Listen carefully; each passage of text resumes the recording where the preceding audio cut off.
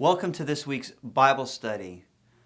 I'd like to start out our time together today by just imagining for a moment that you were going to adopt a little girl. And imagine this little girl was actually raised in an orphanage in another country. So you go to pick up this little girl, and you and your spouse are just taken back by the horrible conditions in which this little girl was born into. And you're horrified, but on the same token, you're excited that you're going to show her the freedom and of the loving environment of your own house. And so you bring this little infant baby home and you give her all the love. And as she grows up, as she gets older, you show her the rules of your house. And as she grows older, she begins to despise those rules. And imagine one day this little girl whom you rescued out of this unloving environment one day tells you that she hates your rules. What she doesn't understand is that the environment where she came out of, well, they had rules, but they weren't because they loved her. They were because they just wanted to manage, perhaps to make some money. But the rules in your house have been made so that you can love her and there's actual freedom within those rules. And so right now I want you to think back to your childhood, and for the very first couple questions, what did the rules of your home, or perhaps the lack of rules of your home, communicate to you about your own parents? And if you have children now, how do the rules that you have set in your own house communicate about who you are and about what you desire for your children?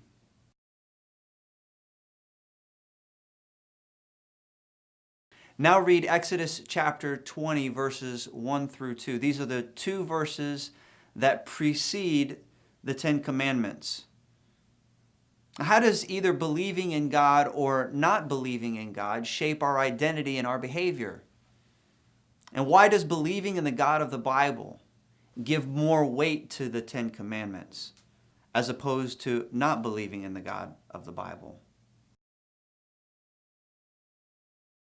This last Sunday, I talked about David and Bathsheba, and how David, when he broke one of the commandments, it led him to break another one of the commandments, which led him to break another one of the commandments.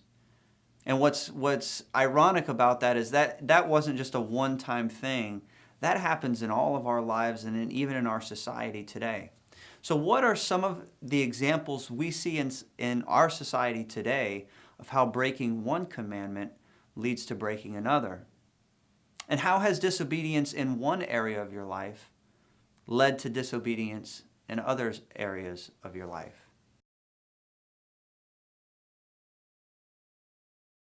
Now I want you to read Exodus chapter 20, verses 3 through 17. These are the 10 commandments. These are the very famous 10 commandments.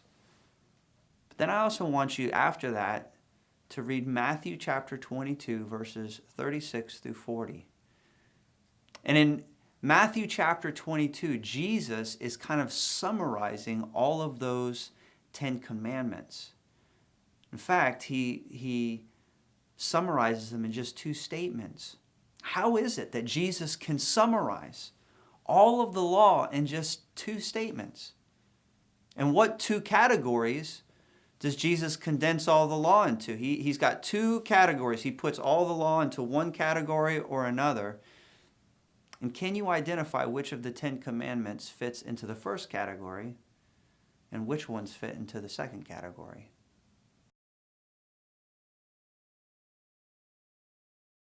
At the end of the day, Jesus in Matthew chapter 22 illustrates to us that the law is not a drag. It's not something designed to keep us under God's thumb, but instead, the law is actually all about love. That if we truly loved God, that we wouldn't put any idols before Him, that we wouldn't misuse His name, that if we truly loved our neighbor, we wouldn't covet something that our neighbor had. We wouldn't be jealous of them. We'd be happy for them. That we wouldn't lie to our neighbor. We wouldn't steal things from our neighbor. And so at the end of the day, Jesus shows us that the law is really about love. So if the law is really about love, in what ways does understanding God's intention behind the law help us in our desire to be obedient to the law?